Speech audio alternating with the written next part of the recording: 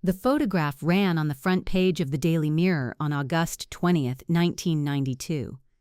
Sarah Ferguson, Duchess of York, sat poolside at a rented villa in Saint-Tropez. Her financial advisor, a Texan named John Bryan, crouched at her feet with his mouth around her right big toe. Her daughters, Beatrice aged 3 and Eugenie aged 2, played in the water behind them. Prince Andrew was on naval duty somewhere in the North Atlantic.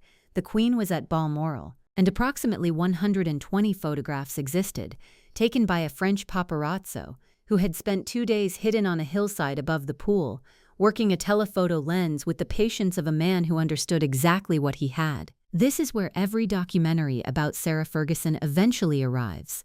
The poolside, the Texan, the toes. It functions as the organizing image of her public biography in the way that car crashes and abdications organize other royal stories.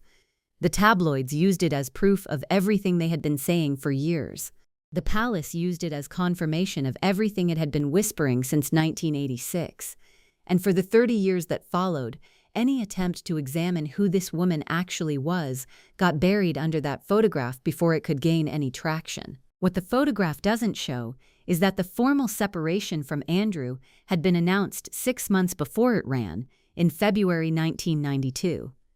What it doesn't show is a decade of institutional warfare preceding that separation. The palace courtiers who had lobbied against the match before the engagement existed, the senior family members who communicated their feelings through the specific English mechanism of unremitting cold politeness, and a press that had turned against her with a viciousness that veteran Fleet Street journalists still bring up when her name is mentioned. What it doesn't show is anything at all about who she was before she walked into Buckingham Palace and became a problem the establishment never quite figured out how to solve. That's the story worth examining, not the toe photograph. The 15 years that produced the conditions for the toe photograph. Sarah Margaret Ferguson was born on October 15, 1959, at the Welbeck Street nursing home in London. Her father, Major Ronald Ferguson, was a man whose life organized itself around two things, polo and royalty, which in the England he inhabited were barely distinguishable from each other. He played polo at a level the sport took seriously, and he managed the sport for Prince Charles for years, occupying that particular stratum of English life where proximity to the crown substitutes for almost every other form of social credential.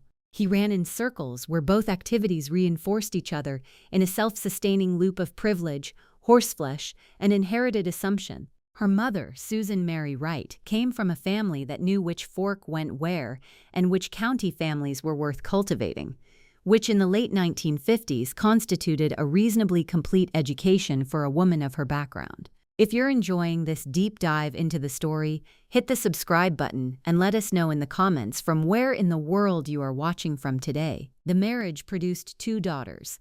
Jane came first in 1957. Sarah came in 1959. The family settled at Dummer Down Farm in Hampshire, the sort of property that communicated the right things about the Fergusons without pushing into a tax bracket that would have required genuine aristocratic credentials to justify. Horses everywhere, stables with actual horses in them, land managed by people who knew what they were doing with it. The kind of rural life the English upper middle class has been performing as authenticity since the Victorians talked themselves into believing they were landed gentry, and which produces, reliably, children who are confident on horseback and comfortable in rooms full of strangers and constitutionally unprepared for anything the world throws at them that polo and shooting seasons haven't covered. Ronald Ferguson's connection to the polo world was also his connection to the royal world, and that connection was not incidental. He served as Prince Charles's polo manager for years, which meant he moved through Highgrove and Smith's Lawn and the Guards Polo Club with a regularity that made the Windsor family a background feature of his professional life. Sarah grew up with the royals as a known quantity, rather than a remote abstraction, which is a specific kind of upbringing and explains some things about how she would later behave inside the institution. She never treated it with the reverence it expected from people who arrived from outside it. Then, in 1972, Susan Ferguson left. She was 34 years old. She left for a man named Hector Barrantes, an Argentine polo player, professional and handsome and geographically about as far from the Hampshire social calendar as it was possible to place yourself. She went to Argentina. She left behind her husband and her 2 daughters. Jane was 15. Sarah was 12 years old. Sarah Ferguson was 12 when her mother moved to another continent for a polo player.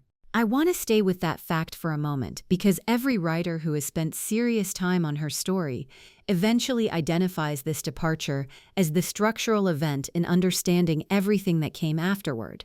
The public image of Sarah Ferguson as a woman who craved warmth with an almost physical desperation, who performed affection loudly and with an intensity that English institutions found slightly alarming, who threw herself into friendships and relationships and loyalties with a hunger that more restrained personalities read as neediness, makes a different kind of sense when you start from the premise that she was abandoned by her mother at the age when girls most need their mothers, and was then raised by a father whose emotional range had been calibrated by decades of military service and polo tournaments. Ronald Ferguson was not a cold man. By the accounts of people who knew him well, he was sociable and charming in the manner of men who spend years managing powerful people. There was genuine warmth there, but distributed according to social function rather than emotional availability. He did his best. He remarried in 1976, a woman named Susan Detford who arrived with goodwill and tried. But the family that reassembled around the new arrangement was doing its best under circumstances that required more than best. The girl who would eventually become the Duchess of York grew up with a specific interior wound, the kind that expresses itself in adulthood as a compulsive hunger for approval from institutions designed to withhold it. The royal family was about to be the institution that gave that hunger its most consequential opportunity. She went to Hurst Lodge in Sunningdale, a girls' school that produced the particular strain of confident, horsey, cheerfully unacademic Englishwoman that the county set has been manufacturing for generations. She was not, by anyone's account, an intellectual.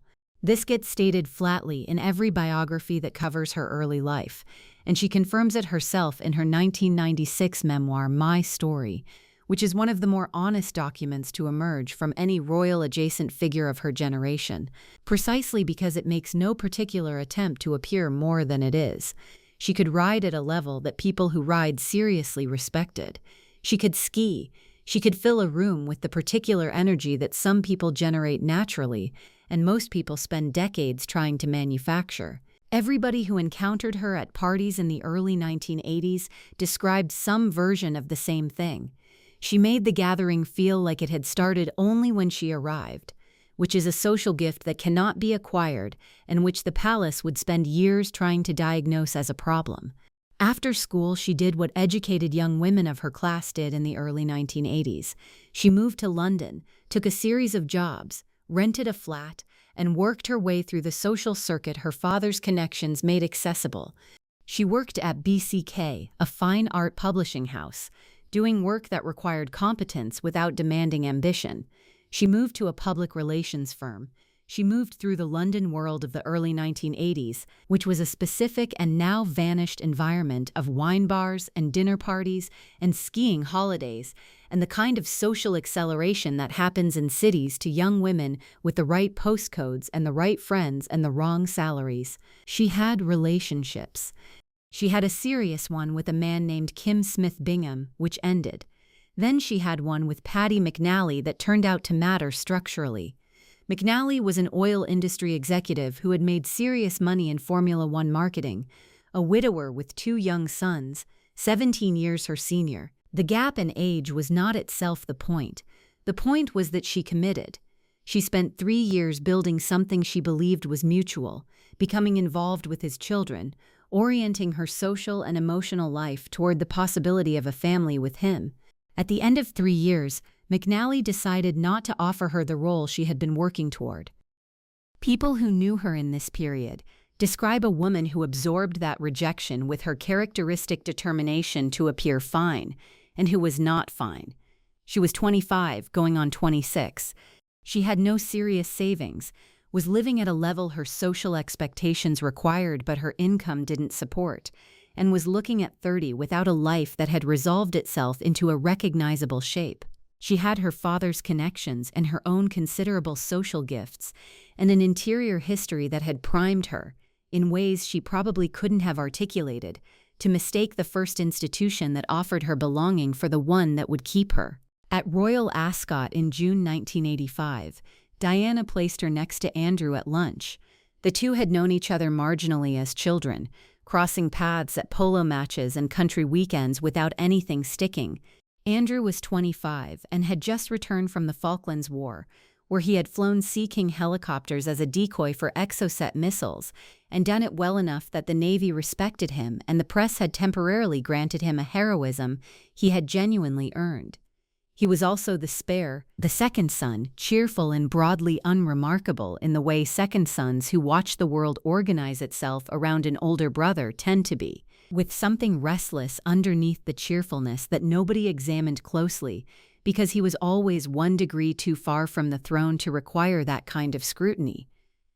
Diana knew what she was doing at that lunch. She acknowledged it later. She had watched Andrew for years and understood what kind of woman might make the institutional isolation of being a Windsor feel less like a sentence.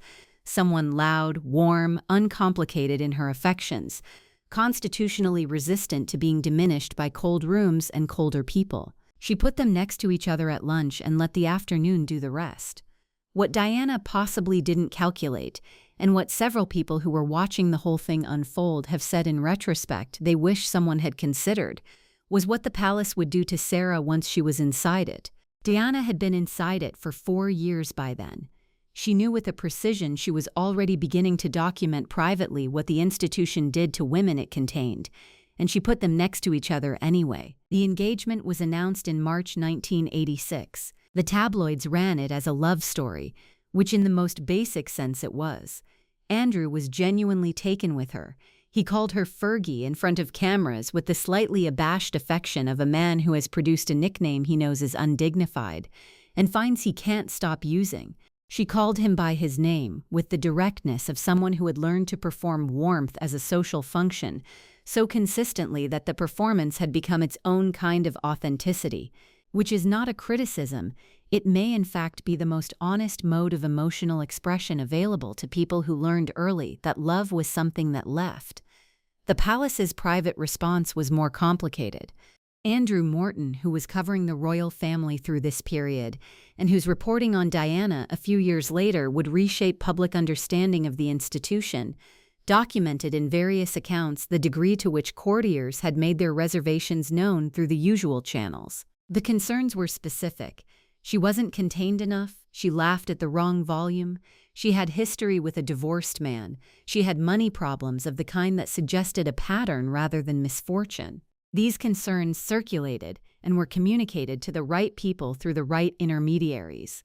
Nobody acted on them because Andrew wanted to marry her and the Queen was not the kind of mother who told her sons whom they could love. The wedding happened on July 23, 1986, at Westminster Abbey. She wore a dress with a 17-foot train embroidered with bees and thistles and anchors and the intertwined initials A and S, which sounds like something assembled by a committee that had been given too many options and which in the photographs from that day somehow holds together regardless.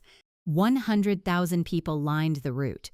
She walked up the aisle with the expression of someone who understood exactly how watched she was and had decided to be delighted by it rather than frightened, which is a specific and not common temperament. She had it completely. The public responded well, initially.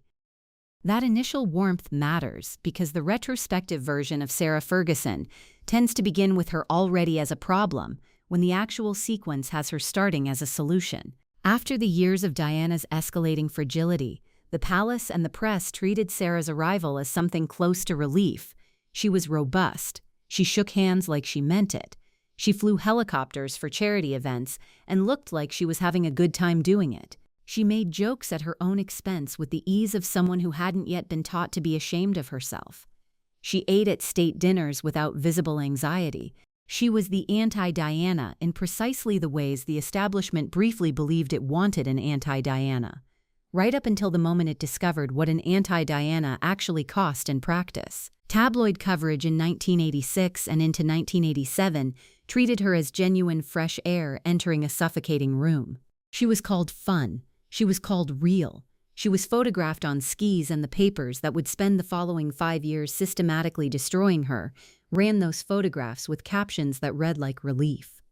This lasted approximately 2 years. The tabloid turn against her was a managed operation, and worth describing with some precision because its mechanics tell you something important about how the British press and the British Royal Institution were working in parallel during this period, whether either of them acknowledged the collaboration or not. The Daily Mirror and The Sun in 1988 and 1989 began running her weight as regular editorial subject matter.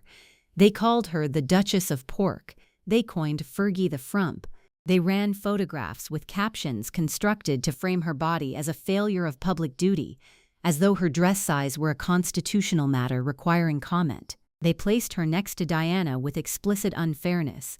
Diana, in one of her willowy photo call images positioned beside Sarah, caught at an unflattering angle at a skiing event, and invited readers to draw conclusions the editors had already drawn for them in the headline. Tina Brown, who ran Tatler through the mid-1980s, and whose 2007 book The Diana Chronicles provides the most textured account of the institutional forces operating on both women simultaneously, argues that the press turned on Sarah partly because Diana was producing a more commercially valuable story. Diana, in her suffering, in her increasingly visible fragility, generated coverage that sold papers across multiple news cycles and created the kind of reader investment that sustains circulations. Sarah, in her health and her appetite and her noise, generated a competing story. The tabloids needed a villain for the Diana narrative to function with full emotional clarity, and Sarah was available and photogenic and had a body that could be used as material. The palace found Diana's story more politically manageable. Institutions that live inside palaces consistently prefer the person who suffers quietly and decoratively to the person who demands things and eats too much and laughs at the wrong volume. Sarah lost that comparison by being herself, which is a specific cruelty when it operates as an institutional mechanism rather than just individual bad luck. Inside the palace, the exclusion was subtler and in some ways more damaging for being subtle. Philip's dismissal of people who failed his unspoken and exacting standards was a documented feature of palace life long before Sarah arrived, and she failed those standards in ways evident to him and to everyone around him from approximately the second week of the marriage. Philip believed in performance, in the stoic endurance of public duty without visible expenditure of self, in the military bearing that converts private suffering into public function. Sarah believed in enjoyment, in the warmth of an event rather than the discipline of it. These two philosophies had no point of contact, and he didn't expend effort on people with whom he had none. He made his feelings known in the specific way powerful men in formal environments make feelings known when they don't want to be caught making them known. Through absence, through cold courtesy, through the staff who belonged to the institution rather than to her, and who understood where the actual authority resided. The Queen's response was more layered.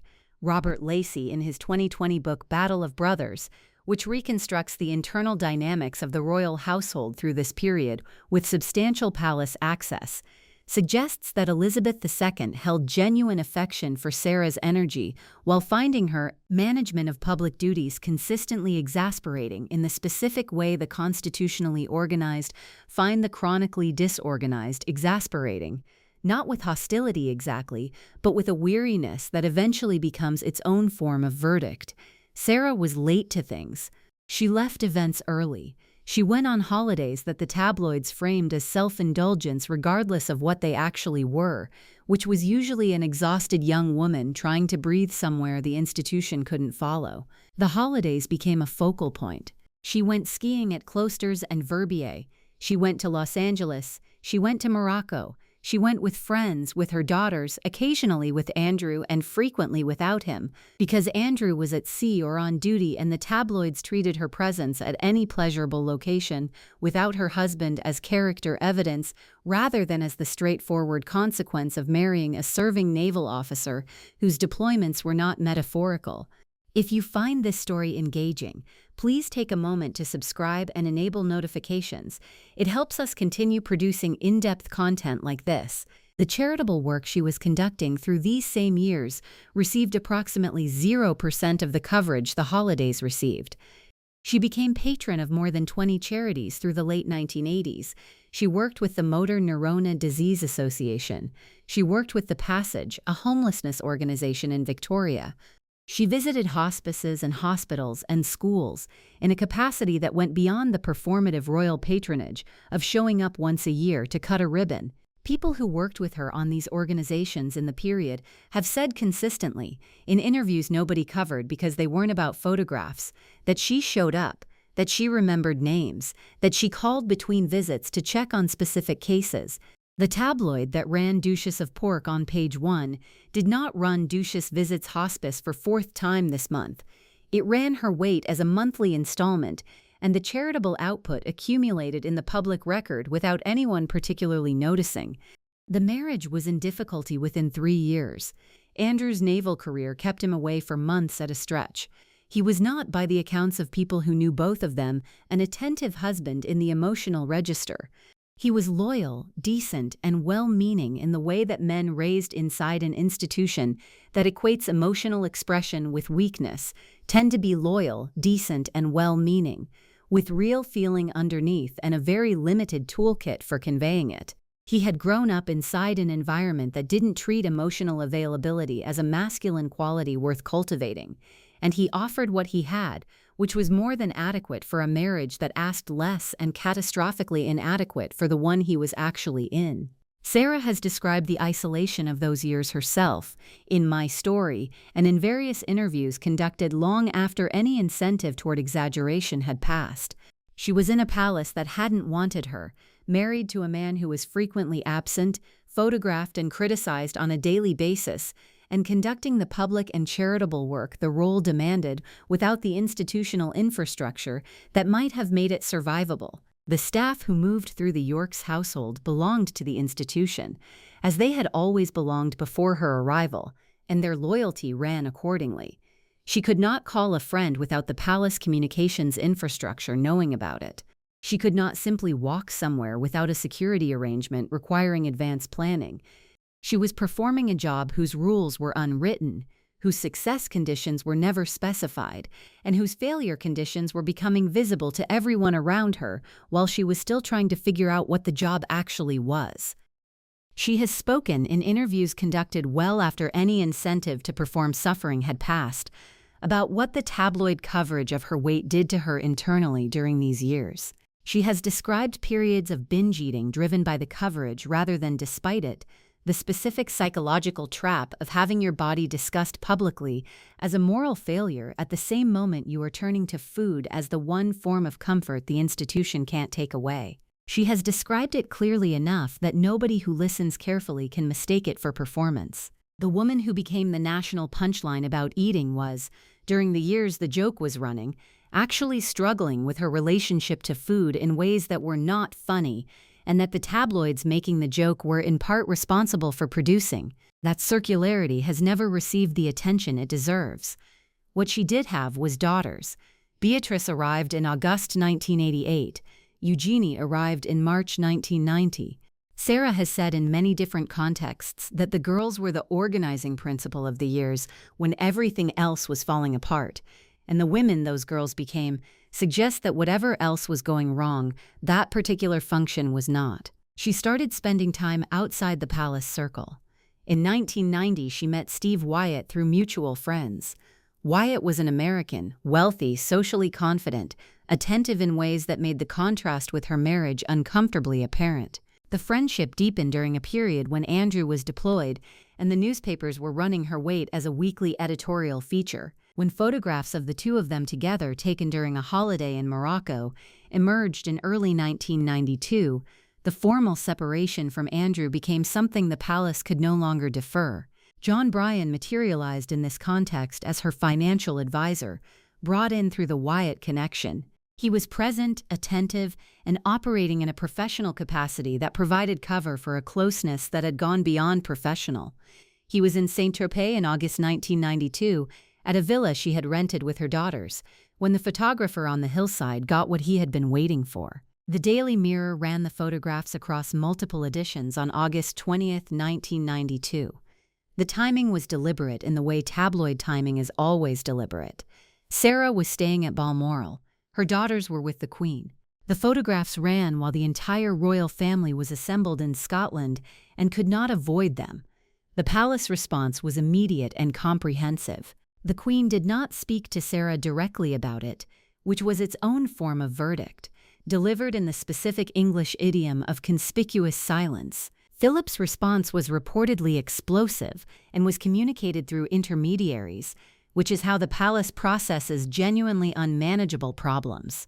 Sarah found herself within approximately 48 hours of the photographs appearing, effectively expelled from the Balmoral gathering and from any pretense the institution maintained a continued place for her. She drove herself away from Balmoral in the rain. There is footage. She is wearing a headscarf, her face doing the particular work of a person who has decided not to fall apart in front of a camera and is winning by the narrowest possible margin. The separation had already been announced in February 1992. The divorce was finalized in May 1996. The financial settlement, measured against what she was owed for a decade of royal duty and 2 children, 5th and 6th in line to the throne, was mean in a way noticed at the time by people who watched it closely. She received a lump sum reported at £500,000. This sounds substantial until you examine what she was required to sustain against it. A public lifestyle appropriate to the title she retained, a home capable of accommodating 2 princesses and the security and staff that came with them, a level of public presence the palace still expected from the mother of Andrew's daughters, all of it without the institutional machinery that made those expectations survivable for every other person in the family. She had no conventional income. The palace made no arrangement to ensure she could support herself. She was turned loose with a sum her legal team knew was inadequate and told to manage. The financial disaster that followed gets told, in most accounts, as a story about character deficiency. The tabloid version has her as someone constitutionally incapable of restraint, someone who spent beyond her means because she couldn't help herself. What that version omits is the structural impossibility of the position she had been placed in. She held a title requiring maintenance. She had children whose status required she operate at a certain level. She had no income matching either requirement. She borrowed. She made arrangements that a better-placed person in a less desperate position would not have made. She signed things. She endorsed things that subjected her to mockery she absorbed without visible complaint, because the alternative was the kind of financial collapse that would have affected her daughters as much as herself. She became a spokesperson for Weight Watchers. The tabloids treated this as a gift they hadn't earned and spent accordingly. She became a spokesperson for Weight Watchers because it was paid work and she needed paid work, and the irony was the price of the contract. She wrote Budgie the Little Helicopter, and then more Budgie books, and the Budgie books were mocked and also read by children who liked them. She gave lectures in the United States at fees that covered her expenses without covering her debts. She appeared on American morning television. She wrote her memoir. She did what people do when they have been stripped of every institutional support and are required to keep existing at an institutional level without the institution. In 1993, in the middle of all of this, she founded Children in Crisis. I am going to spend more time on this than most accounts of her life do, because most accounts of her life spend approximately no time on it, and the gap between the amount of coverage her charitable output received and the amount of coverage her toe photograph received tells you something specific and not flattering about how the press handled her story. Children in Crisis was established to build schools and educational infrastructure in regions devastated by conflict. The first focus was the former Yugoslavia, where the war had destroyed schools along with everything else, and where children were growing up in the years immediately following the conflict without access to basic education. The charity moved into Afghanistan. It moved into Sierra Leone. It moved into Angola and Liberia, and a sequence of post-conflict environments where educational infrastructure was the last thing to be rebuilt because it was the first thing considered expendable when money ran short. By the time the charity marked its 20th year, it had built or restored hundreds of schools and supported the education of hundreds of thousands of children across more than 20 countries. These are not invented numbers. They are documented in the charity's own filings and in the independent assessments of organizations that evaluate charitable effectiveness. The charity still operates. You can look it up right now. The Daily Mirror did not run Dushis Builds School in Kabul on its front page. It did not run Dushis Visits Angolan Children's Education Project as a feature. It ran the toe photograph on its front page and ran her weight as a monthly installment, and the charitable output accumulated in the public record without anyone particularly noticing. Penny Junor, whose royal biographies through this period are among the more careful accounts of the people she covers, has noted in various contexts that Sarah's charitable work never received proportionate attention, partly because the press had already decided who she was, and serious philanthropic output in war zones didn't fit the character they had constructed. The Duchess of Pork did not build schools in post-war Sierra Leone. The woman in the tabloid photographs did not build schools in post-war Sierra Leone. The actual woman did, consistently, for 30 years. Her mother Susan died in September 1998 in a car accident in Argentina. She had been married to Hector Barrantes since the early 1970s, had built a life in South America. She had reconciled with her daughters to a degree that Ingrid Seward, who covered the family through this period and whose reporting remains among the more credible accounts of it, describes as genuine if complicated in the way all reconciliations with parents who departed carry complication. Hector Barrantes had died of cancer in 1990. Susan Barrantes died on an Argentine road 8 years later, 2 years after the divorce was finalized, and Sarah absorbed it during a period when she was already managing more than she had the resources to absorb. Ronald Ferguson died in 2003 of a heart attack. He had been caught visiting a massage parlor offering sexual services in 1988, while still serving as Prince Charles's polo manager, and while his daughter was still the Duchess of York.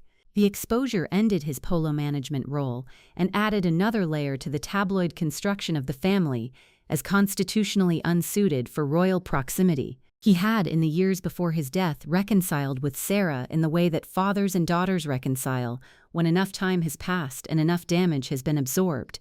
He was 68. The Epstein dimension requires careful handling, because it has been badly handled by nearly everyone who has touched it. Sarah Ferguson acknowledged in 2011, in an interview with NBC's Matt Lauer, that she had borrowed £15,000 from Jeffrey Epstein to settle debts she could not otherwise address. She presented it as a loan from a man she knew through Andrew's connection to him, a connection Andrew had maintained since the mid-1990s, originating through their mutual acquaintance Ghislaine Maxwell, and consolidated through the social world the two men occupied when Epstein was operating openly and being photographed at charitable events alongside people who would later say they barely knew him. She described the loan as one of the worst decisions of her life and did not attempt to characterize it as anything other than what it was, a financial transaction with a man she should not have been in a financial transaction with. What the Epstein loan reveals, examined in the context of 15 years of financial desperation and institutional abandonment, is not primarily a story about Sarah Ferguson's judgment. It is a story about a woman placed in an impossible financial position by an institution that declined to provide structural support, who reached the point where £15,000 from a connection of her ex-husband looked like a solution rather than the trap it was. The institution created those conditions. It added the Epstein connection to the file of reasons she had always been wrong. The 2010 News of the World sting was more directly self-inflicted and more immediately damaging to Andrew's standing. An undercover reporter posing as a businessman approached her with a proposal. She accepted a payment reported at £500,000, of which £40,000 was delivered in cash at the meeting, in exchange for an introduction to Andrew, who was then serving as Britain's special representative for international trade and investment. The transaction was filmed. The News of the World published it. Andrew resigned his trade envoy role within days. Her statement afterward was the most honest thing anyone connected to the British royal family said publicly that year. She said she had been in a terrible financial state and had behaved in a way that was completely wrong. She did not reach for institutional excuse-making. She put it plainly. She had done something indefensible because she had used the only resource she possessed, which was proximity to Andrew, in the most damaging configuration available to her. She apologized to him directly. She apologized to the Queen. The candor was genuine, and it changed nothing, because by 2010 her public credibility had been so thoroughly dismantled by 2 decades of tabloid coverage that honesty read in the tabloid frame as just another form of performance. I want to address something that most accounts of her story don't address directly. The royal institution did not treat Sarah Ferguson fairly. That statement can coexist with the recognition that she made decisions that were genuinely indefensible, because both things are simultaneously true, and the tabloid version of her story has always required you to pick one. She arrived at the palace having been warned against it by nobody. She received no serious preparation for what the role would require. She was placed inside an institution that had already demonstrated, in the Diana case, that it was capable of consuming a woman's mental health without particular compunction, and she was given no tools to prevent the same thing happening to her. She performed 10 years of public duty. She produced 2 daughters who are healthy and by all evidence genuinely loved. She built a charity that still operates in war zones.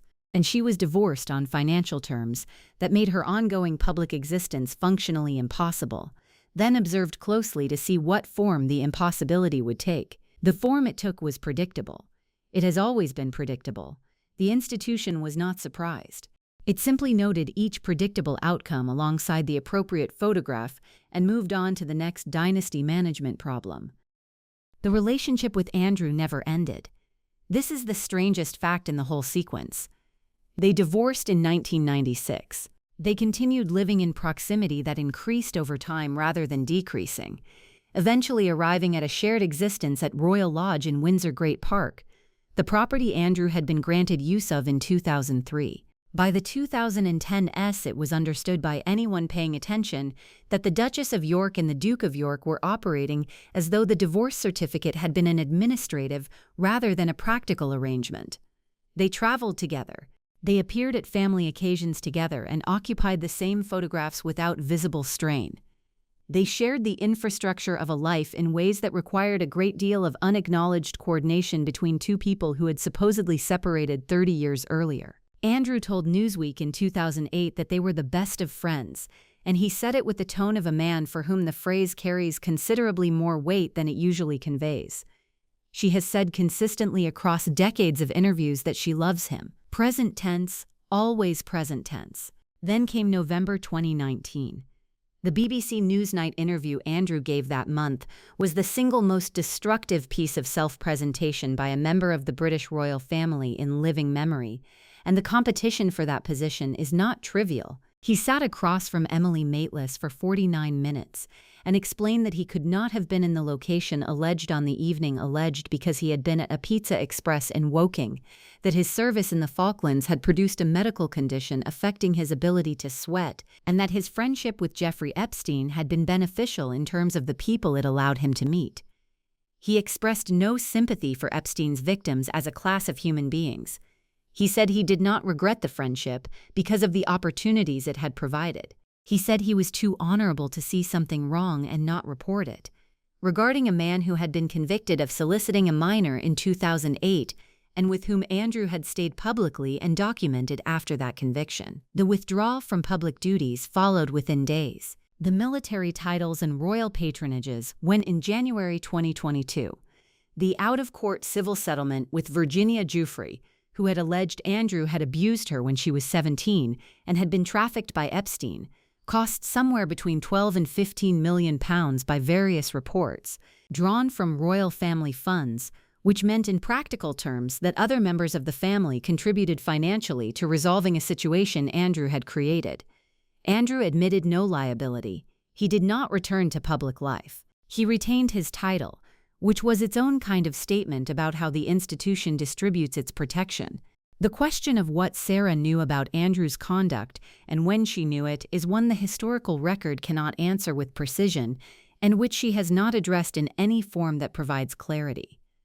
What the record shows is that she was present in his life throughout, that she defended him publicly during the period when public defense was most damaging to her own reputation, and that she has continued to describe him with the warmth of someone whose assessment has not been materially revised by anything that has emerged. Sarah was at Royal Lodge through all of it. She posted on social media during the worst of the coverage in ways that suggested a loyalty that either required considerable personal courage or involved a determined management of what she allowed herself to know, or some combination of the two she has never publicly explained.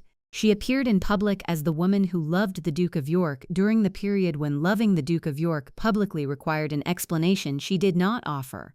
Her daughters emerged from all of it with a dignity that the available story about the family tends not to explain. Beatrice married Edoardo Mapelli Mozzi in 2020, in a ceremony that was small because of pandemic restrictions and turned out to be the kind of wedding the family actually needed.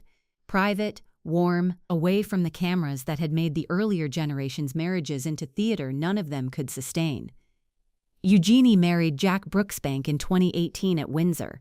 Both women appear to have real relationships with both parents and with each other, which in the circumstances is not guaranteed and represents something that was gotten right when a great deal else was going wrong. Sarah raised them largely alone, without institutional support, and they became people worth knowing.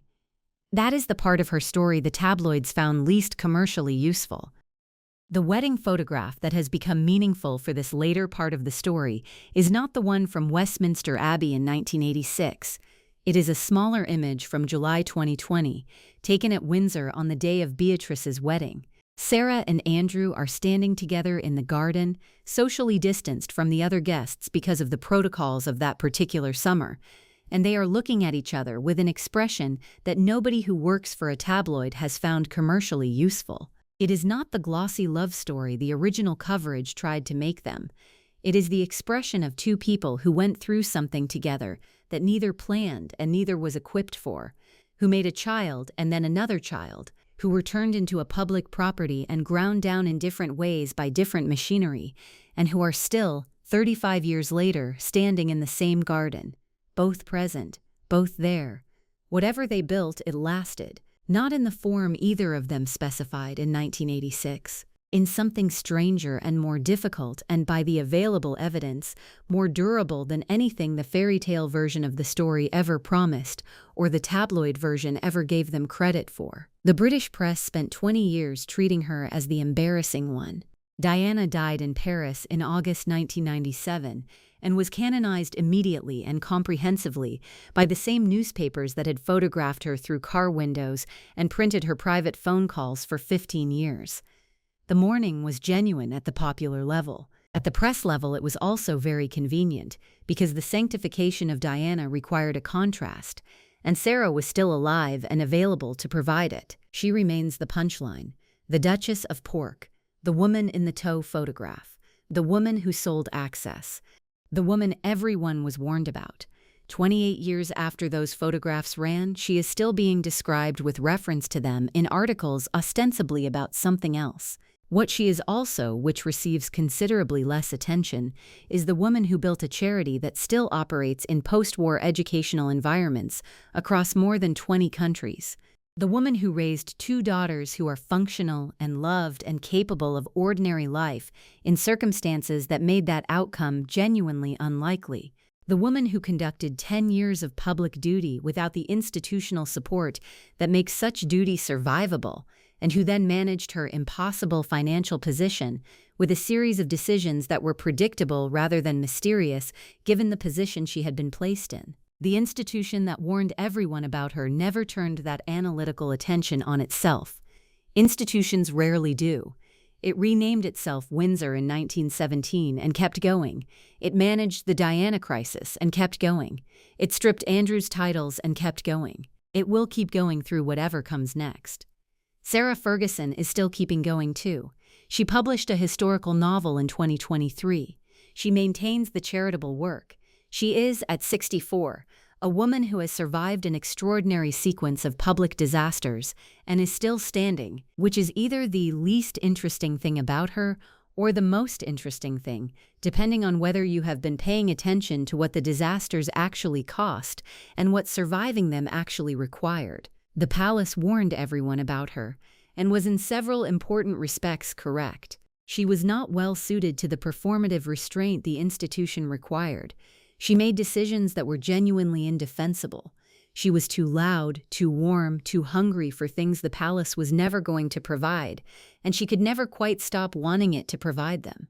She was also warned about by a palace that was itself unexamined, that had already consumed one woman and was in the process of consuming another, that would spend the next 30 years managing the fallout from its own conduct while directing public attention toward the conduct of the people it had ground through.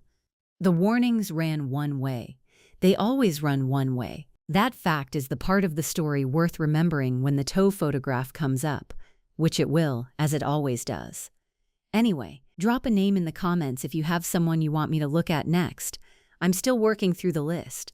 Thank you for watching. For more detailed historical breakdowns, check out the other videos on your screen now, and don't forget to subscribe.